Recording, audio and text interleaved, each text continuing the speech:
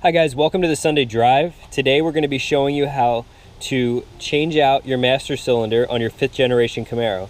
Now this also works if you're going to upgrade the master cylinder to a larger one, such as I'm doing. I'm going from the stock V6 master cylinder on my 2012 LT Camaro to the larger capacity ZL1 master cylinder and reservoir. Now this is in support of the brake modifications I'm doing to the car. I'm doing a full ZL1 brake upgrade to the vehicle. And if you're interested in any of those videos, you can click them above and the links will also be in the description. And here's the master cylinder that we're going to be going to. As you can see, there are two brake line connections right here for the front and rear brakes. And on the other side, we have the electrical connection. Now, if you have a manual transmission Camaro, you're also going to need to use this fourth connection right here. And this is where the clutch fluid is shared actually with the master cylinder. So the brakes and the clutch use the same reservoir, and this is where the clutch taps into that. So you'll need to remove this end part and then plug in your clutch line here. Now I've already went ahead and removed my strut brace. If your Camaro does have this, I would suggest removing that. It has 3 bolts on either strut tower here, and it just provides easier access to your master cylinder. It has 3 13mm bolts that you need to go ahead and remove on each side. So something to keep in mind whenever you're doing something with your brakes or fluid reservoir on your vehicle is that brake fluid is extremely corrosive. If it gets on paint, it's going to eat through it almost instantly. So you want to make sure you have towels on hand, maybe some water to wash it off in case it does get on anything. What I would suggest doing, and what I have done here, is putting down some tin foil to kind of redirect it to a catch can under the vehicle. This way, if there is any fluid in here as you start to take things apart, it's not going to get on any of the painted parts of your vehicle that it can corrode. Now I would definitely suggest first removing the cap and using some sort of turkey baster or syringe to remove the fluid in the reservoir as much as possible to minimize any spills. What you're going to need to do first is go ahead and remove the 2 brake lines. These require a 13mm wrench. On the driver's side of your master cylinder is the line going to your clutch system. You're going to go ahead and remove this clamp by squeezing it and sliding it backwards, and then you're going to pull this hose off. And if it doesn't want to come off right away, you can use like a prying tool, like a flat-headed screwdriver, to help work it off the vehicle. The last connection before removing the master cylinder itself is this electrical connection right here. It has a metal bracket. You press down on the top and pull off, just like so. The last step to remove the master cylinder from the vehicle itself is to remove 2 12mm nuts that are holding it in place. There's one on the passenger side and one on the driver's side right below the fluid reservoir. And there's one of the 12mm nuts that we just took off. After removing the nuts, go ahead and remove the lock washers that are directly behind the nuts, and then pull the master cylinder straight out.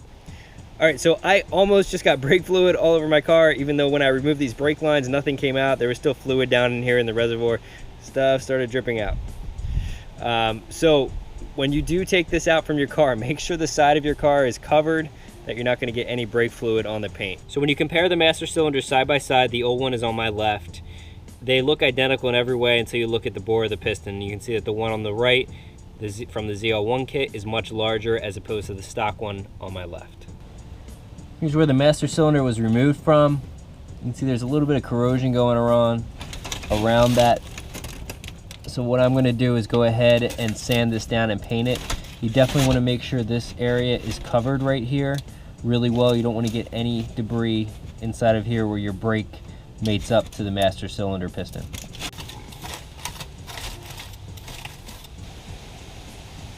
Just finished bench bleeding the master cylinder. One thing to note, if you have a 2012 or older Camaro, there is a TSB actually out for the cap leaking on the master cylinder. So I've had to go and wipe mine down several times. There was also a fair bit of corrosion back behind where this bolted up, and that could have also been from this leak draining back down onto the brake booster. So hopefully with this new master cylinder reservoir, that issue will be fixed as well. So something to keep in mind. But we just went ahead and repainted the brake booster area, so hopefully we've stopped any corrosion there. We sanded it down, and we're going to put the new master cylinder in now.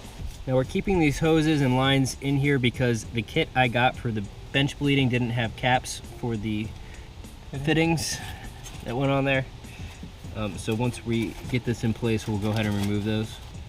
Make sure you re-put your lock washers on first and then the nuts. The first thing we're going to do is reconnect the electrical connection. We're here on the driver's side. You want to do that first so if there's any brake fluid getting spilled as you're doing the other parts, it's not getting on those electrical connections. Now, this is going to be the most fun of the entire install, and by the most fun I mean the least fun. We have to, as quickly as possible, remove the fittings we used to bench bleed the master cylinder. Again, you can watch that in our other video. And reinstall the brake line. So we have to try to do this as quickly as we can to minimize brake fluid loss and air introduced into the system. You want to make sure you have this hand tight first so that you are sure that the threads on this nut on the brake line are lined up with the housing on your master cylinder. That's not going to be a fun day if you strip that out. The final step is only necessary if you have a manual transmission. This is where your clutch system taps into the fluid reservoir. You clip this off right about here, and then you're going to reattach the clutch line. And again, fluid is going to come out of here, so try to get this on quickly. So slide the hose back on, you're going to bring this clamp back up. Now hindsight's always 20/20. If I was doing this again, I would have clipped this before I had brake fluid in there and then done something to cap it off. Install it, remove the cap, and then done the brake line. That way I'm not getting brake fluid everywhere. Luckily I had the tin foil down, but that's what I would recommend if you're doing this yourself. It's okay to be wrong. That's the master cylinder install complete on my 5th gen Camaro. This will work on any 5th gen Camaro. If you have any questions, please put them down below in the comments, any suggestions as well. Or if you just hated this video, please feel free to, you know, rage on it. But if you'd like more content like this, please hit that subscribe button. And if you enjoyed this, give it a big thumbs up. Thanks for watching. Epic follow shot.